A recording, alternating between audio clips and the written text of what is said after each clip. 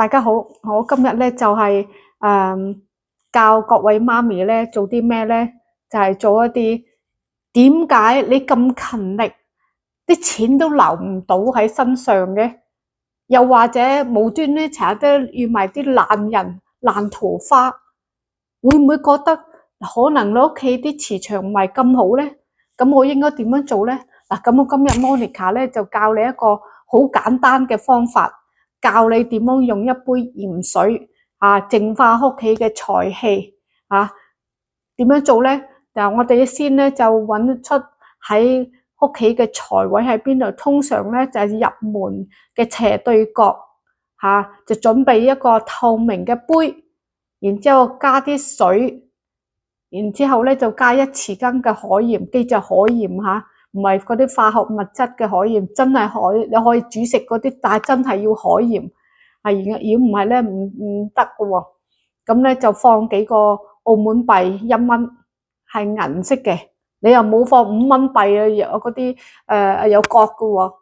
又唔得嘅喎。就放5個1蚊幣銀色嘅1蚊幣落去個水入邊個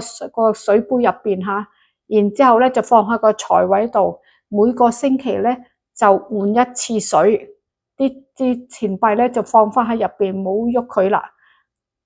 仲有一樣嘢，記住唔好俾人碰喎，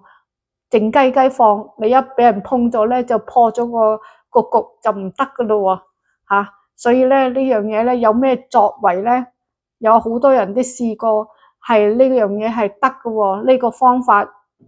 有啲人咧就試咗1次就 work， 有啲人要試3次，真係明顯上個賬號你個銀包入邊咧個賬號或者銀行賬號咧就係好多咗好多唔同種類嘅收入喎，好得意嘅喎，真係唔講你唔信喎。如果留言你唔知道個財位喺邊度，我話俾你聽，教你。如果你需要嗰個淨化嗰個海鹽圖 ，DM 我教你點樣做，我發俾你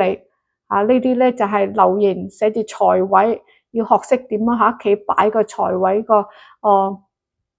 步驟，然之後揾個鹽嗰啲海鹽鎮咧想淨化佢咧，你又都可以留言要鹽鎮我教你點樣做。所以咧就記住關注我 Monica， 教你點樣去賺多啲悠悠閒閒咁樣又賺多啲，就唔好遇啲爛人爛事咧，成日都俾人截胡。